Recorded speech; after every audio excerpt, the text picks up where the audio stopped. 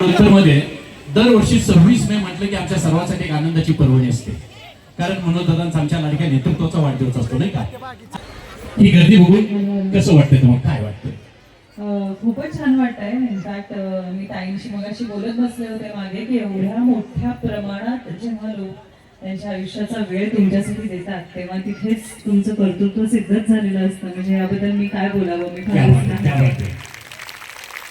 आणि ही सगळी गर्दी दादांच्या प्रेमापोटी इथे आलेली आहे हे लक्षात येत आहे. आणि आपण सुरू करण्याआधी आपण दादांच्या वाढदिवसानिमित्त सगळे एकत्र त्यांच्यासाठी प्रार्थना करूया की त्यांना उदंड आयुष्य लाभू दे. ते जेवढे सक्सेसफुल होणार आहेत तेवढे ते तुम्हाला सगळ्यांना घेऊन पुढे जाणार आहेत. त्यामुळे सगळं छान होऊ दे त्यांच्या आयुष्यात ही आपण सगळ्यांनी मिळून प्रार्थना करूया इथे. क्या बात आहे, अभिनंदन. कारण तुमच्या माहितीसाठी इथं 5:15 5:30 वाजता मी आलो होतो. मी यायच्या अगोदर कमीत कमी 1000 महिला उपस्थित होत्या असल्या कडक कोणामध्ये या कार्यक्रमाच्या मेजवानीसाठी आणि दादांना शुभेच्छा देण्यासाठी. या बात एकदा जोरदार टाळ्या वाजवा. यानंतर पुढचा प्रश्न मॅडम, रोजच्या शूटिंगचा आणि या तुमच्या टोटल व्यस्तपणामधून तुम्ही तुमच्या करिअरकडे किंवा स्वतःला वेळ कसा देता, हा थोडासा आमच्या तरुणांना आणि तरुणींना पडलेला महत्वाचा प्रश्न आहे. कारण गेली 10, 12, 14 वर्ष आम्ही तुमच्या करिअर म्हणजे मालिकांच्या माध्यमातून पाहतोय. तुम्ही त्याला वेळ कसा देता किंवा कसं हे सगळं मॅनेज करता?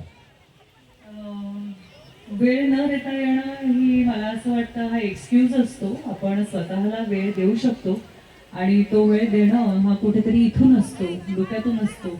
त्यामुळे तुम्ही तुमचं काम करताना, तुमचा स्वयंपाक करताना, तुम्ही घरातल्यांसाठी जे काही राबत असता दिवसभर ते करताना सुद्धा तुम्ही स्वतःला वेळ देऊ शकता.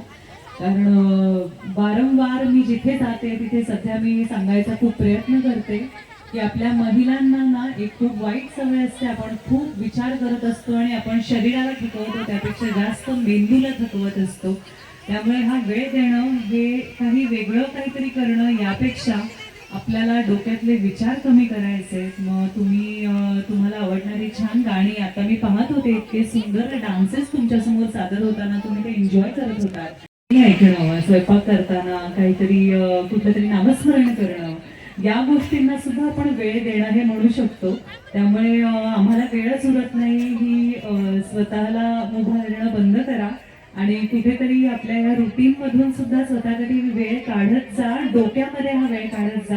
तिथून सुरुवात करूया आपण. आणि आम्ही तेच करतो, कितीही व्यस्त असलो तरी सुद्धा मला पाहत असता वेगवेगळे सीन्स करताना, तर त्याच्यामध्ये माझ्याबरोबर सातत्याने एखादं पुस्तक असतं, एखादा लेखक सहवासात असतो माझ्या, मी वाचन करत असते आणि या गोष्टी आपल्या रोजच्या आयुष्यात शक्य होऊ शकतात. त्यामुळे थोडासा वेळ स्वतःसाठी काढा. वेळ फार कमी, परंतु तरी तुमची पाठीमागे एक फार मोठी फार छान एक कविता व्हायरल झाली होती. सायंकाळी जीवनाच्या मागे वळून मी पाहिले. आम्हाला निश्चित त्याच्या 2 पंक्ती तरी किमान ऐकायला आवडतील. आवडतील ना सगळ्यांना? एकदा जोरदार टाळ्या वाजवा मॅडम साठी, एकदा जोरदार टाळ्या वाजवा. ऐकूया कविता त्यांच्या आवाजात. अरे नक्कीच मला आवडेल. ही माझी फार लाडकी कविता आहे आणि चूक भूल द्यावी घ्यावी. फार पटकनच अचानक आले अंगावर, त्यामुळे त्यातलं काही विसरले, काही राहिलं तर मला समजून घ्या.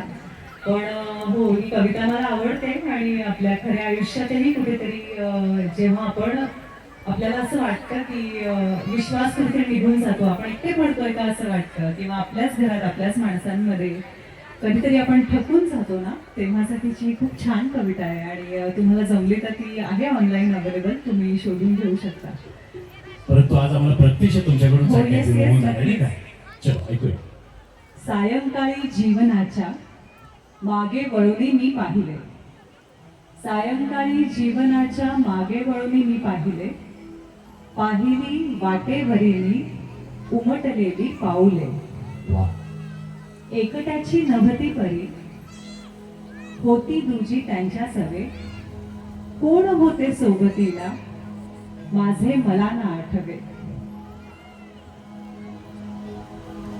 वाट तिथली बिकट होती संकटाची होती घडी.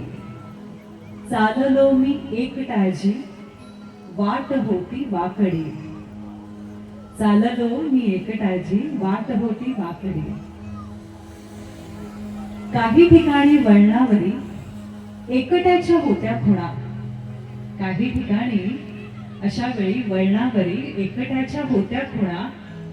तेथे होतो एकटा मी होता तुझा तेथे ओणा.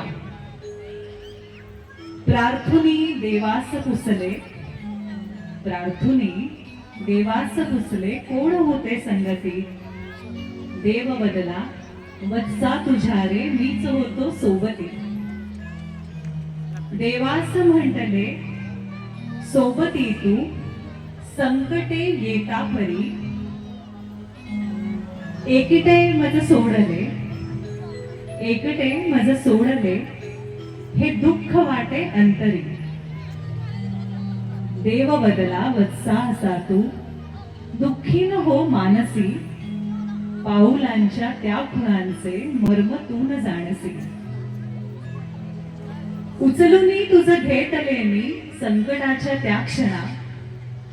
उचलूनी तुझ घेतले मी संकटाच्या त्या क्षणा. नाहीत तुझ्या आहेत माझ्या पाऊलांच्या त्या खुणा. नाहीत तुझ्या आहेत माझ्या पाऊलांच्या त्या खुणा. क्या बात आहे.